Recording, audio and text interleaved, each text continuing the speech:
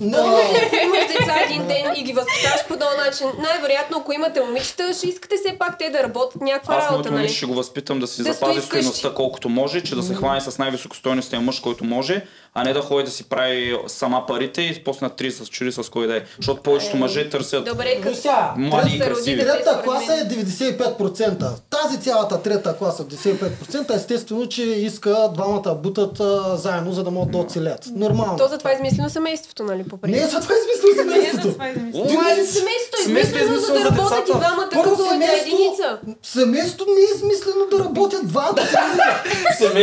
Семейството е измислено да може мъжа да ходи да носи храната, жената да му гледа децата. Ами да работят двамата като една единица. Да, но само в тези... И жената е почнала да работи. Впоследствие точно последните 70 години, бе.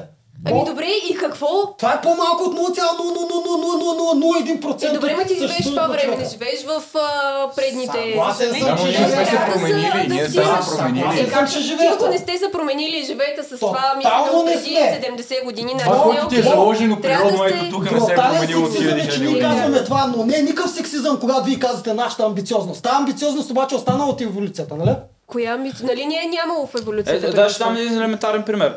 Не сме ли са променили? Защо така в тези непроменени времена жените харесват пак мъже, които са по-високи, по-силни, по-компетентни, по-амбициозни, по-амбициозни? Това не е ли биологично наложено ти да искаш мъж повече от тебе, защото този е мъжа, който ще ти гарантира твоят оцеляване? Просто преди другия имал пещера, сега имаме апартамент. Добре, тогава и жените как са променили, че изведнъж искат да гласуват и да шофират и да... Променила ли се като жена, като искаш мъж, който е повече от тебе в тези параметри? Явно не сме се променили. Ами добре, жената тогава как се е променила? Как се променила ти? Добре, нали казваш, жената е искала да работи, в твоите желания, разликата е следната. Ти в твоите желания към мъжа от среща не си променила твоите желания. Да. Обаче това, което ти предлагаш към мъжа от среща се е променило. Това е разликата. Вие искате не традиционния мъж. знам дали се е променила, аз живей сега в този момент. Да, и искаш традиционния мъж, който винаги е бил такъв. По-висок, по-силен, по-умен, по-амбициозен. Нали ги изредихме нещата? Това не се е променило. Единственото, което вие искате е ние да си оставим традиционни. Вие да станете модерни. И какво се получава на днешна дата? Всичко е батак. Няма семейства или са много краткосрочни семейства. Еквивалентното на вас, еквивалентното на жените да станат амбициозни, е мъжете да станат неамбициозни. Да, защо? Същото искаш само облагите на... Не, напротив. Не може ли двамата да са модерни? Да са амбициозни или да са амбициозни? Бие се това. Защо?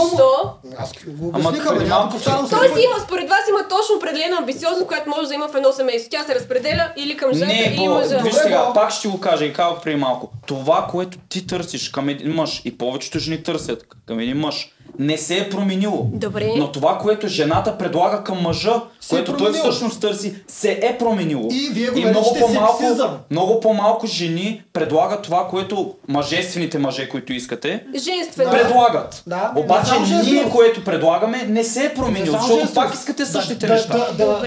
Да не гледате децата. В смисъл, ние също искаме. Традиционния мъж ще иска едно и също. Ако искаш модерна връзка в двата варианта, ти искаш метросексуален мъж. Ти искаш мъж, който също дава заден. Другия път ще пуснем такова видео. Да. Какво искате много вие?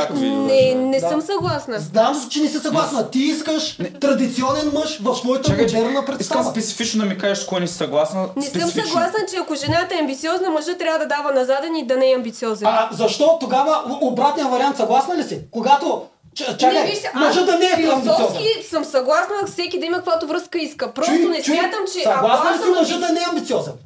В моята връзка? Да. Не. Тогава защо обратното не се съгласна? Защо очакваш ние да сме съгласни, жената да е амбициозна? Ама всеки говори за неговата си връзка. За мен, ако аз съм... Генерално не може да сложиш генерално. Ти още от началото на подкаста акцентираш върху това, че ти не си такава. Каква? Мисля като другите. Ти си модерна. Да. Още от първата секунда на подкаст, даже от преди да почне подкаст. Да, аз мятам, че съм нетрадиционна, не живея в патриархално семейство. Във връзка с това, слава Богу, не, че нямаше да е с мен. Във връзка с това, което ти казваш. Аз виждам, че е традиционно. Във връзка с това, което ти казваш, отново се връщаме на проучванията. Та имаш едно проучване, в което гледаха какво търси една жена в мъж за връзка. Или беше за... не знам дали беше... Сексуално привличане ли?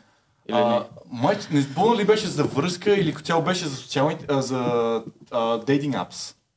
Не, за спид дейдинг. Спид дейдинг, така. Тоест бързи срещи. Ето, добре. За бързи срещи. Окей. Интересното на самото проучване е, че те питат жените една по една, ти какво търсиш в мъжа? И те отговарят. Амбициозен, да е грижовен, да ме обича и тем подобни глупости. Така, после питат същия въпрос жената, но и го задават по различен начин. Според теб, какво искат другите жени? Другите жени? Тоест, не тя конкретно, другите като цяло, да. Окей, добре. Искат външен вид, пари, не знам си какво там. Разбрах